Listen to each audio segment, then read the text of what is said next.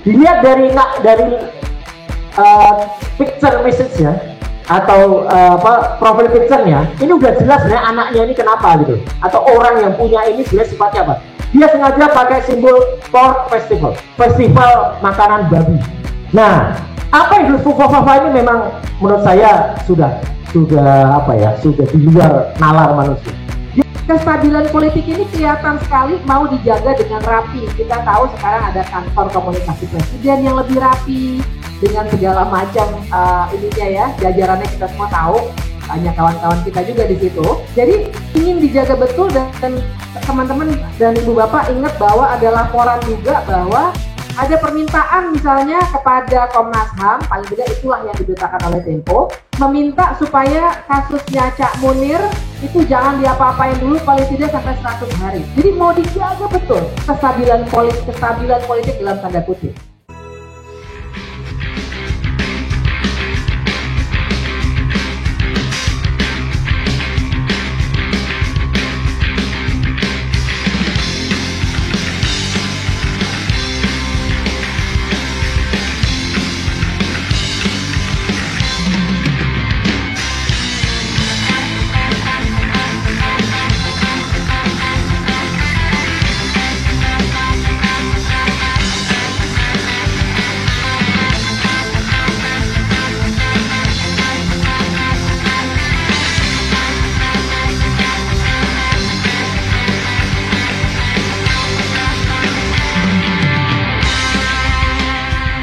Inilah kasus, dan kita langsung pada satu subjek yang akhir-akhir ini sangat mencuat, yaitu salah satu akun yang namanya Fufafa.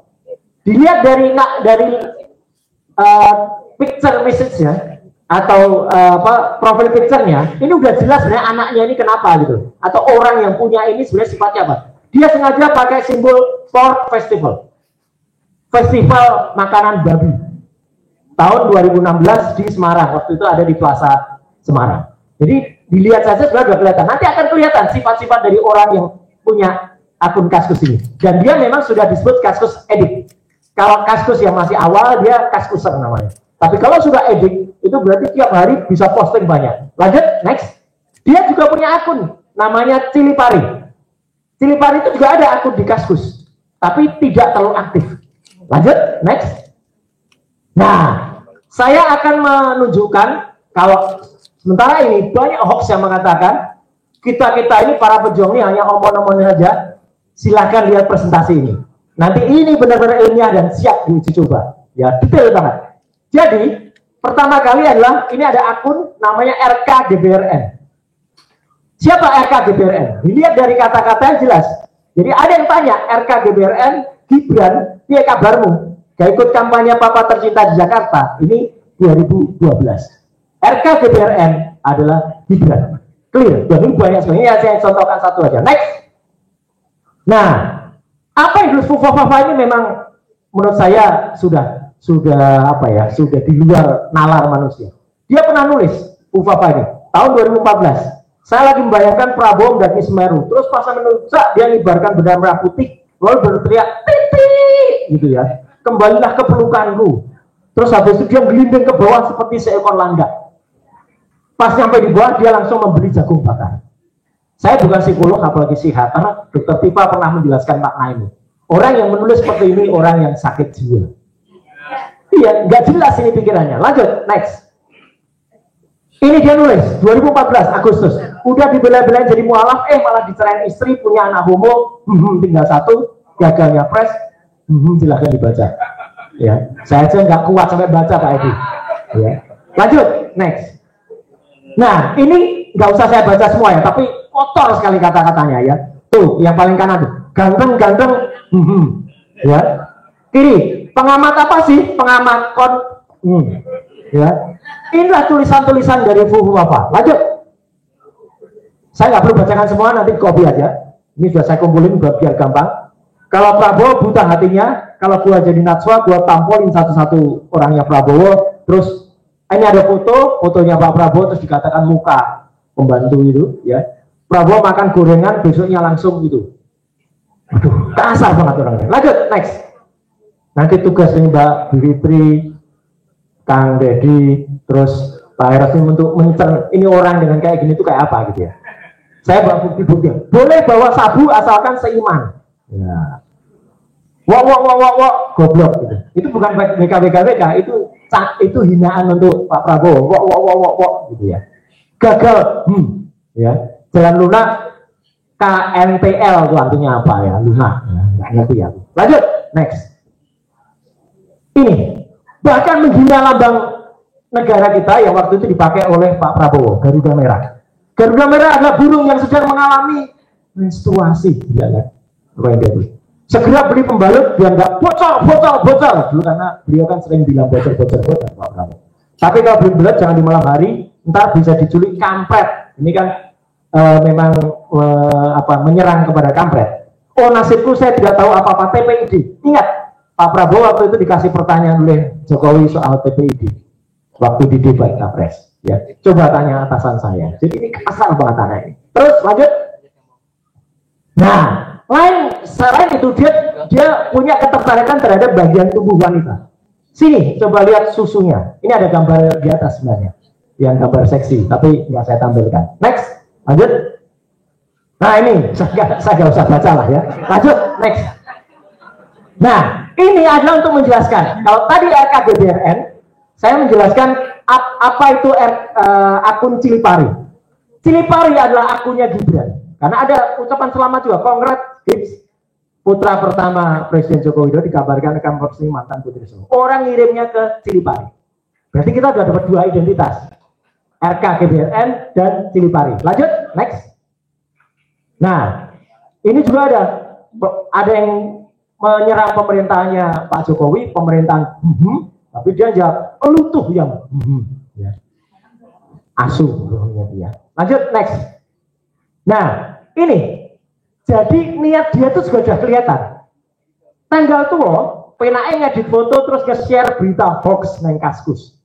Dia lupa dia ngetiknya itu di Cilipari. Jadi dia kadang-kadang lupa ngetiknya itu di Cilipari atau di Papa.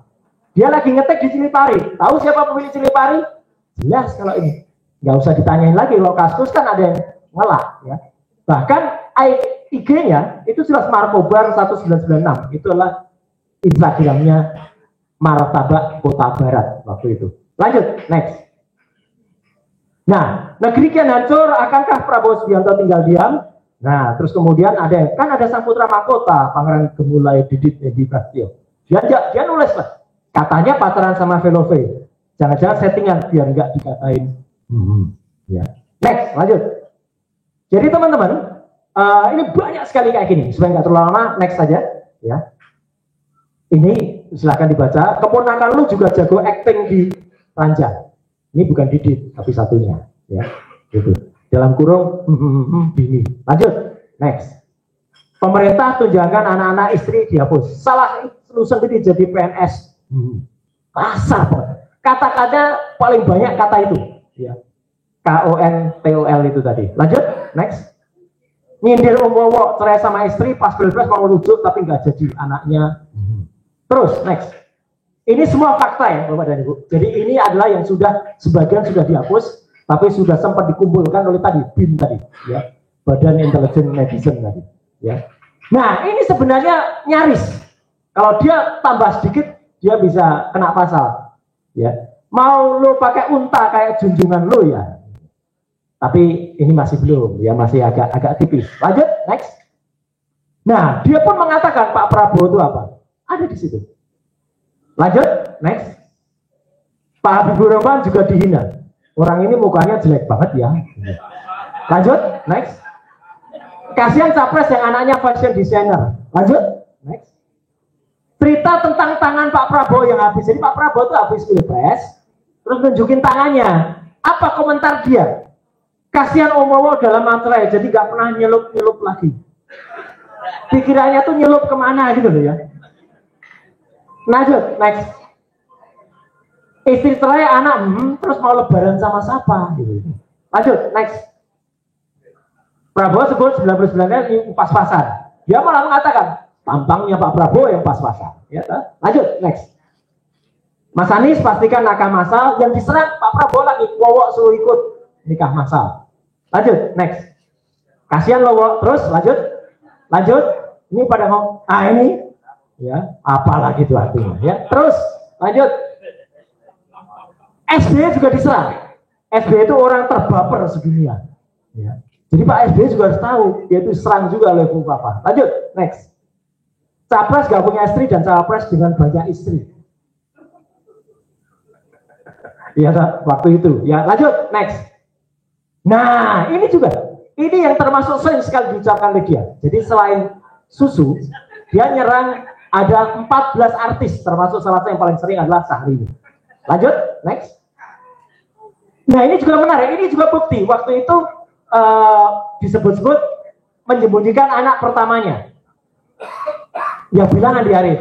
Tapi terus anak Fufu Fafa ini jawab, sini lonjing. Gua nggak ngumpet. Ayo. Fufu Fafa ini jawab, ada yang sebut anak Jokowi, Fufu Fafa yang jawab. Artinya apa? Ya udah jelas kan? Ya lanjut. Makin, ini Fadlizon diserang juga, Realcon Pak Prabowo menang, makin gendut aja tuh. Ya lanjut, next. Ini nyinggung lagi, Mat Jago pidato di kandangnya di hadapan penuh, macan Asia mengeong. Gitu. Lanjut, next. Ini rasis. Ada saudara kita di Papua, ya, di Indonesia Timur, Novela Gerindra diteror lewat Facebook, dia jawab, kasihan rumahnya dibakar sampai gosong itu kulit. Jadi bukan hanya soal apa penghinaan, bukan hanya soal porno, rasis juga. Lanjut, next. Nah ini banyak banget ya, saya nggak perlu bacakan. Ini saya kumpulkan yang ada kata-kata itu semua, KONTOL itu banyak banget. Ya, terus lanjut. Ini soal susu. Banyak tuh 1, 2, 3, 4, 5, 6, 7 terus banyak. Ini yang kasar banget, mati lu pengen mati juga banyak. Lanjut, next. Korupsi juga ada ya. Lanjut, next. Nah ini KONTOL terus nyerang partai PKS terus bodoh bangga Mimi. Nah ini susu lagi ya. Terus nah saya hampir masuk ke analisis. Lanjut, next. Ini lagi KONTOL lain lebih dengan yang tadi. Jadi banyak banget kata-kata ini. Nah ini dia akses ke pornografi dan orang ini sudah tidak sadar lagi. Dia nulis di Fufafa, RedTube dan website-website semacamnya juga bisa diakses kemarin Jumat. Jadi sudah nggak kekontrol lagi orang ini kalau nulis. Ya, dia nulis RedTube dan website. Apa itu website yang kayak RedTube? Lanjut, next. Nah, dia juga masuk sebuah forum yang lebih porn daripada kasus, namanya Formspring. ID-nya di Formspring Raka Gunarli. Jadi Raka Gunarli, kita tahu siapa dia, ya. Kenapa pakai ID Raka Gunarli? Ya, ini nama gue beneran Raka. Jadi dia ngaku nama benernya dia itu ada Rakanya. Siapa yang punya nama Raka di tengah-tengahnya? Nah, itu. Lanjut, next. Dia juga masuk forum untuk porno untuk orang-orang Indonesia, namanya semprot.com. Nah itu. Masuk pakai akun Fufafa. Lanjut, next. Nah, teman-teman, ini agak kecil, tapi di sini kalau dilihat, inilah akses dia ke berbagai situs porno. Ada ke Spangbang, tapi yang ngetik adalah Cili Pari. Persoalannya tadi sudah diurai dengan sangat baik ya. Jadi saya nggak akan mengulang. Tadi sudah banyak sekali yang ditampilkan, semua bukti dan lain sebagainya. Dan saya setuju dengan Mas Dedi bahwa pasti Pak Prabowo bukan yang nggak tahu. Ya nggak mungkin lah. Kan semua aparat negara itu lapornya kepada presiden pada akhirnya. Dan sebelum itu pun kita semua paham bahwa tangan-tangan dan jaringannya Pak Prabowo juga sangat kuat pun sebelum jadi presiden. Jadi kalau dia nggak tahu ya nggak mungkin. Nah jadi pertanyaannya adalah kenapa sampai sekarang dan sampai pelantikan belum ada tindakan apapun dari kekuasaan itu sendiri. Nah, jadi Ibu dan Bapak sekalian, saya ingin membahasnya pertama-tama dari aspek timeline dulu deh. Dari segi timeline, jangan lupa bahwa besok kita masih punya kerjaan politik yang namanya nyoblos pilkada. Dan kita semua tahu pilkada ini juga luar biasa, nggak kaleng-kaleng ini semua, maksud saya pilkada serentak yang luar biasa banyak dan sangat kelihatan tuh antara yang didukung oleh kekuasaan, bahkan kalau saya hobinya sambil jogging tuh dengerin bocor alus ya, jadi saya denger bocor alus yang Sabtu kemarin tuh ada acara di mana ada yang ke Solo lah gitu berkonsultasi, dan kemudian setelah itu sampai sudah beredar ya surat, bayangkan sudah nggak malu-malu bahkan untuk mengeluarkan surat resmi pakai kopnya bukan gambar Garuda tapi nama, tapi kan artinya ada yang memang sedang betul-betul dipertaruhkan paling tidak sampai besok atau sampai semua kepala daerah selesai urusannya bahkan di Mahkamah Konstitusi. Jangan lupa nanti ada sengketa pilkada kan segala macam. Nah jadi itu satu ya timeline pertama. Timeline 1B-nya adalah kalau kita melihat, kita selalu ngitung 100 hari. 100 harinya Ibu dan Bapak sekalian dan kawan-kawan, kita harus hitung dengan memperhitungkan pilkada. Tapi juga dengan memperhitungkan aspek-aspek lainnya untuk menjaga supaya ada kestabilan politik. Paling tidak di mata pemerintah yang sekarang. Kestabilan politik ini kelihatan sekali mau dijaga dengan rapi. Kita tahu sekarang ada kantor komunikasi presiden yang lebih rapi, dengan segala macam ininya ya, jajarannya kita semua tahu, banyak kawan-kawan kita juga di situ. Jadi ingin dijaga betul dan teman-teman dan ibu bapak ingat bahwa ada laporan juga bahwa ada permintaan misalnya kepada Komnas HAM, paling tidak itulah yang diberitakan oleh Tempo, meminta supaya kasusnya Cak Munir itu jangan diapa-apain dulu paling tidak sampai 100 hari. Jadi mau dijaga betul kestabilan politik dalam tanda kutip. Nah, jadi itu yang harus kita baca untuk menjawab pertanyaan, apakah nanti akan ada sesuatu setelah 100 hari? Itu satu ya pertanyaan pertama. Pertanyaan keduanya adalah sesuatu itu apa? Nah, jadi yang dipaparkan oleh Mas Roy tadi, sebenarnya saya mau bilang, kita jangan berharap sama pidana, Mas Lukas. Karena kalau pidana, kita nggak akan, kita mau pakai apa, pasal apa? Penghinaan presiden. Pembuktiannya luar biasa, Ibu Bapak ngomong-ngomong soal itu ya, saya tuh baca putusannya Bawaslu ketawa tuh yang apa tuh bikin video tuh katanya nggak bisa kena karena kalau dibuatnya videonya hari Minggu katanya gitu ya, artinya presidennya lagi nggak jadi presiden. Saya bilang sama teman-teman saya, kalau gitu kita hina-hina aja yuk, kasarnya gitu ya, kita hina-hina aja yuk, pasal penghinaan presiden nggak bisa kena ke kita kalau hari Minggu, karena hari Minggu dia bukan presiden. Maksudnya itu logikanya ngaco ya, tentunya saya nggak menyuruh orang menghina presiden, tapi logika itu kan ngaco gitu. Jadi itu ya, Ibu dan Bapak. Saya agak melenceng dikit karena saya kesel lihat putusan itu. Nah, tapi begini. Tapi begini. Jadi, pasal pidana menurut saya akan sangat susah untuk kita masukkan. Pasal penghinaan presiden nanti kita harus berdebat di persoalan teknisnya. Tapi ada satu sebenarnya yang membutuhkan proses politik. Jadi dia hukum dan politik berkelindan, yaitu pasal pemakzulan. Pasal pemakzulan, Ibu dan Bapak, saya sebenarnya ada satu bahan lama yang tadi saya screenshot aja, nggak usah dibagi, nggak apa-apa. Saya bacakan aja ya pasalnya ya. Ada pasal 7B dalam konstitusi kita yang bilang bahwa, saya bacakan aja ya Ibu Bapak ya. Pasal 7B ini bilang bahwa 7A-nya dulu, presiden dan wakil presiden dapat diberhentikan. Presiden dan atau bukan hanya presiden, tapi juga wakil presiden dapat diberhentikan oleh MPR atas usul DPR karena melakukan apa sajakah itu. Nah, ini yang menarik. Pasalnya bilang bahwa saya agak ini nih melihatnya nih, karena saya screenshot.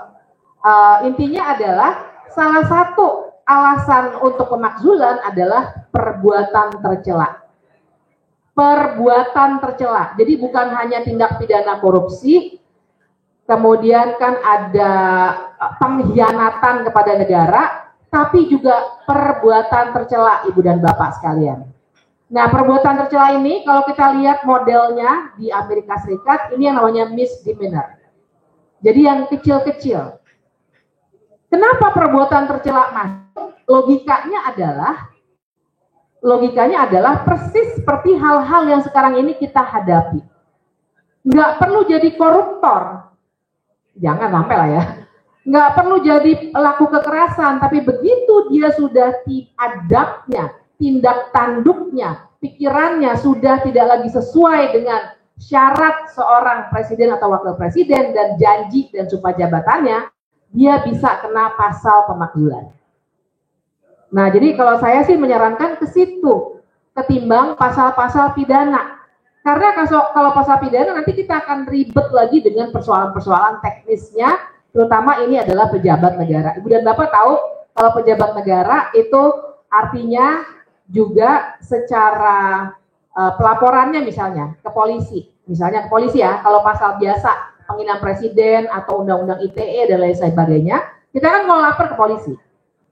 Biasanya kita pakai aja kasusnya Haris dan Fathia karena semua orang kayaknya tahu. Haris dan Fathia maupun Pak Luhut, dua-duanya melapor ke polisi. Tapi mana yang diproses? Laporannya Pak Luhut lah.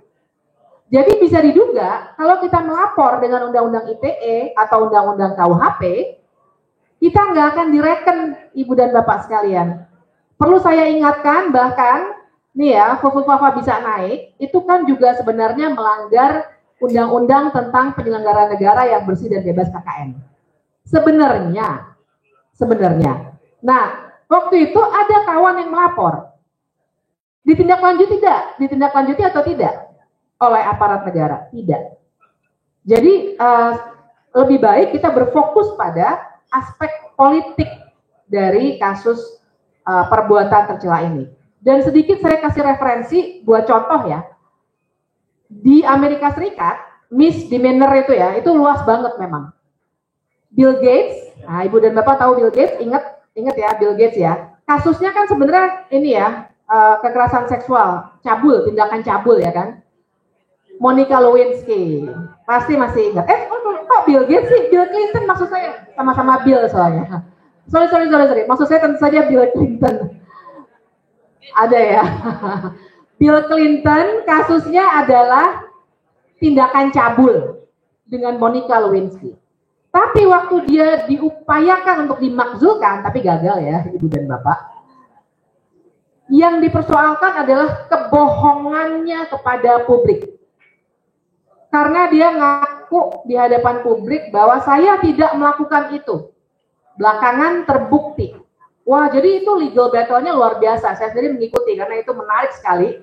Karena dia pakai, ya mana kayaknya politisi sama ya. Kalau ada aspek hukum tuh belok-beloknya banyak sekali gitu. Nah, jadi waktu itu yang dia dipakai bukan tindakan cabulnya Bill Clinton itu sendiri terhadap atau kebalik Monica Lewinsky, tapi kebohongan dari Bill Clinton bahwa dia tidak pernah melakukan tindakan cabul itu. Nah, itu satu ya, Fufufafa. Yang kedua, PR dari Mas Lukas adalah bapaknya. Nah, kalau bapaknya saya kira sudah banyak ya, dan sekarang persoalannya gini. Tentu saja kita tidak lagi bisa pakai pasal 7A itu. Karena Jokowi bukan lagi presiden. Nah, tapi saya harus bilang, kalau dia sudah tidak lagi jadi presiden, maka sesungguhnya hukum pidana maupun perdata bisa berlaku terhadap seseorang siapapun dia. Ibu dan Bapak jangan pernah lupa bahwa Soeharto sebenarnya perdata dia satu kalah, Yayasan Super Semar. Satu kalah. Pidananya sebenarnya jalan, tapi di stop waktu itu oleh Jaksa Agung. Nah, jadi ada kunci di situ Jaksa Agung. Tapi jangan lupa bagaimana kita bisa membongkar kelindahan ini, karena Jaksa Agung adalah anggota kabinet. Dipilihnya oleh presiden yang baru tentu saja. Nah, jadi mungkin barangkali sesuatu aspek politik yang nanti oleh para narasumber yang lain bisa digali lebih lanjut. Nah, sorry saya kelupaan. Untuk Fufufafa tadi tantangannya adalah prosedur. Karena tadi 7A ya alasannya perbuatan tercela. Prosedurnya adalah DPR harus bersepakat dulu 8 fraksinya untuk bilang bahwa ini ada pelanggaran konstitusi. Itu aja udah menantang pasti. Nanti Bang Deddy saya kira harus mengulasnya ini. Sangat-sangat menantang pasti. Kalau DPR setuju, DPR harus mengirimkannya ke Mahkamah Konstitusi. Mahkamah Konstitusi akan memeriksa secara hukum. Kalau terbukti, nah mungkin nanti Mas Roy bisa dipanggil oleh Mahkamah Konstitusi, maka Mahkamah Konstitusi akan ngirim balik ke DPR, kemudian DPR bikin sidang MPR, berarti DPR-nya sekarang plus DPD. 2/3 harus setuju untuk memakzulkan. Nah, jadi tantangan politiknya luar biasa besar. Tapi saya taruh aja dulu di atas meja, nanti kita diskusikan. Karena menurut saya barangkali ini juga sesuatu yang harus kita olah, bukan hanya politik formal. Tapi masuk saya poin yang berikutnya, persoalan kita adalah jangan sampai kesalahan-kesalahan baik oleh Fufu Fafa maupun oleh bapaknya itu kita diamkan dalam konteks negara hukum. Masalahnya adalah, Ibu dan Bapak, ini akan jadi presiden. Sekarang saja bahwa Soeharto belum pernah diadili secara pidana, dijadikan referensi. Secara salah.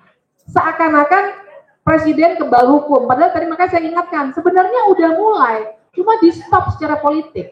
Nah, yang saya khawatirkan, kalau kita bahkan tidak memulainya, yang akan terjadi adalah bangsa ini akan selalu mengingat bahwa kekuasaan tidak bisa dicek. Dan ini bahaya buat kita ke depannya. Dan yang terakhir, tadi saya poin terakhir, gini. Masalahnya adalah, kalau Milan Kundera sering banget sudah dikutip ya, udah agak-agak ini ya, udah agak terlalu pasaran barangkali dikutip, tapi tetap relevan. Perjuangan melawan kekuasaan adalah perjuangan melawan lupa. Nah, yang saya khawatirkan, Ibu dan Bapak sekalian, secara hukum sulit, secara politik nampaknya makanan lebih menarik daripada omongan. Ya sudahlah, nggak apa-apa. Untuk yang tertarik makanan nggak apa-apa. Tapi saya mau bilang, yang saya khawatirkan kalau hal ini tidak kita narasikan terus-menerus, ini akan tenggelam. Bukan hanya secara hukum, di media sosial sampai udah ada yang nyela-nyela, oh Fufu Fafa itu Roy Suryo gitu kan. Itu kecil-kecil Ibu dan Bapak, tapi nanti kita bisa tanya lagi sama Mas Roy, bagaimana peternakan buzzer itu jalan terus. Barangkali di sini juga ada.